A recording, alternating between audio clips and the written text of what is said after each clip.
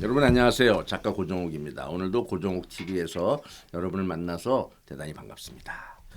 고정욱의 글쓰기 수업 오늘은 그 세 번째 예상치 못한 질문에 답을 써보자. 자, 우리가 글을 쓸 때 뭘 써요, 선생님? 이럴 때 저는 어떻게 하느냐면요, 돌발 질문을 던지죠. 오늘은 왜 날씨가 좋지? 에? 날씨가 왜 좋은지 생각해서 글을 써봐.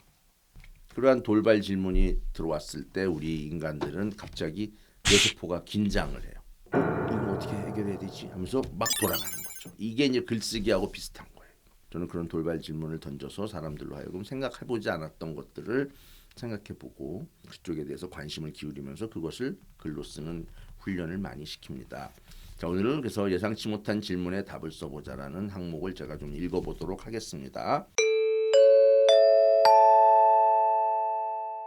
박사님, 제가 맨날 스마트폰으로 사진이나 동영상을 찍고 다니니까 어떤 할아버지께서 지나가시다가 쓰레기 같은 물건 들고 다니면서 공부는 언제 하냐?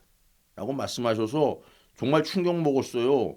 저에겐 스마트폰이 최고의 물건인데 쓰레기라는 거예요. 어이구 정말. 허허. 어른에게 무리하게 굴면 안 돼. 여기서도 우리는 글쓰기 아이디어를 찾을 수 있지. 그냥 핸드폰에 대해서 쓰라고 하면 어떻게 썼겠니? 기능이 좋다, 디자인이 좋다 이런 얘기밖에 안 썼겠지. 그런데 그 할아버지께서 예상치 못한 말을 던지셨잖니. 핸드폰이 쓰레기라고. 예, 맞아요. 막 반발하고 싶었어요. 핸드폰이 얼마나 편리하고 소중한 건지 말하고 싶었다고요. 예를 들면 부모님의 은혜에 관한 글을 쓰라고 하면 뭐부터 떠오르지?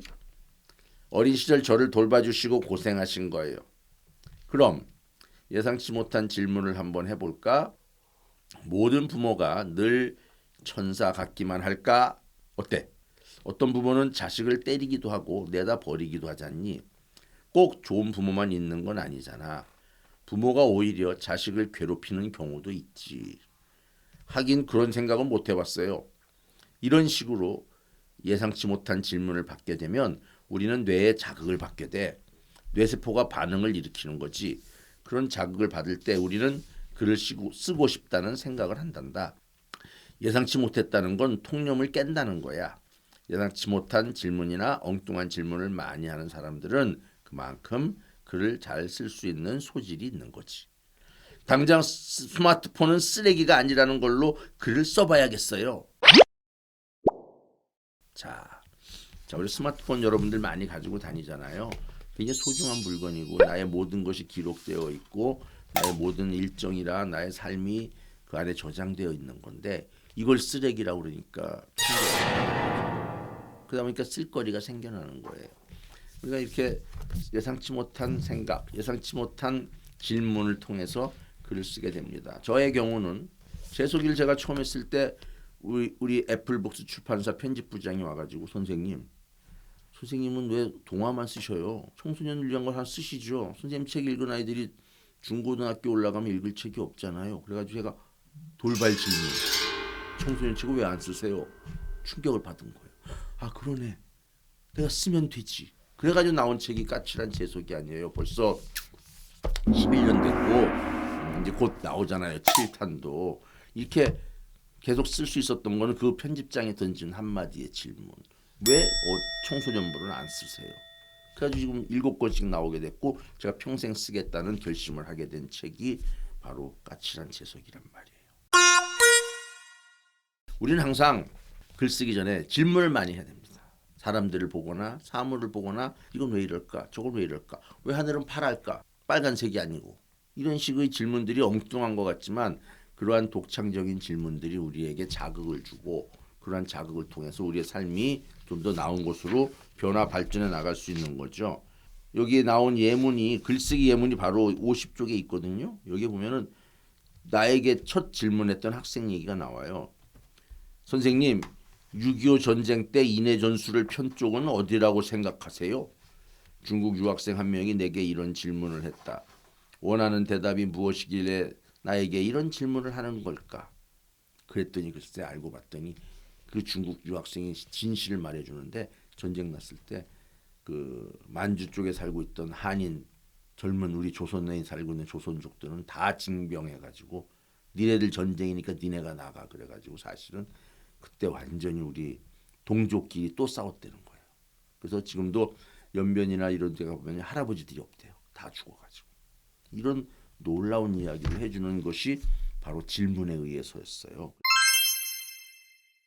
여러분도 살면서 돌발적인 질문을 받았을 때 글로 한번 써봐야 되겠다. 그걸 가지고 내가 생각을 좀 확장시켜봐야 되겠다. 이런 마음의 자세를 가지고 있다면 언제든지 우리는 좋은 글을 쓸 수 있어요.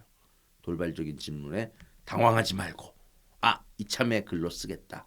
이런 생각을 꼭 해보기 바랍니다. 그리고 그런 질문들 받으면 메모를 꼭 해서 내 걸로 만들어 놓으세요.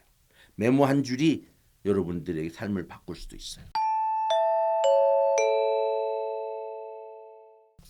그래서 오늘은 여러분에게 미션을 한번 주도록 하겠습니다. 뒤에 짜잔의 미션이 있죠. 자, 여기에 돌발 질문이 많이 있어요. 근데 이건 내가 한번 다 읽어드릴게요. 이 중에 하나 마음에 드는 거 골라서 댓글로 달아주세요. 그럼 내가 보고 평가해 줄게요. 자, 돌발 질문 하나 나갑니다. 첫 번째. 이거 생각도 못했을 거예요. 컨테이너 한가득 초코바를 선물로 받는다면 어떻게 할 것인가? 컨테이너를 하나 가득. 지금부터 생각해 보세요. 뭐 기부한다, 내가 다 먹는다 이런 단순 무식한 얘기 하지 마세요.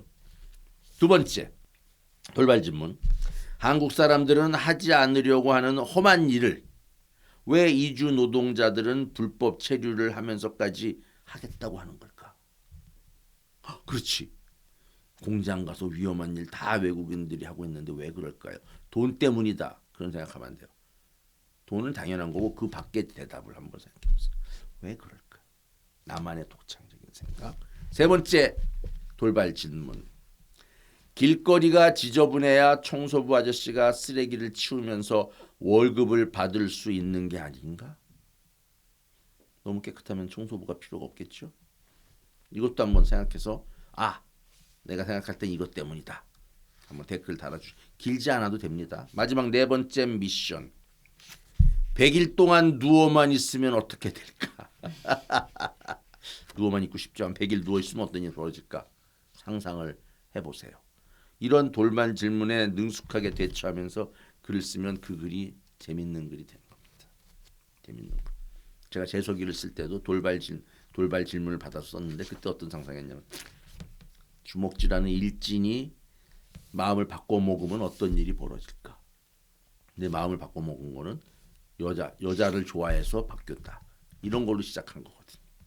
그래서 이 돌발 질문 여러분 미션 4개 중에 하나 골라서 댓글로 간단하게 몇 줄만 달아도 좋고요. 길게 써도 좋습니다. 제가 한번 읽어볼게요. 자, 여러분 고정욱 TV 오늘의 글쓰기 수업은 돌발 질문 예상치 못한 돌발 질문에 답을 써보자 이거였습니다. 자, 여러분 다음 시간에 만나요. 안녕. 이상 고정욱 TV였습니다.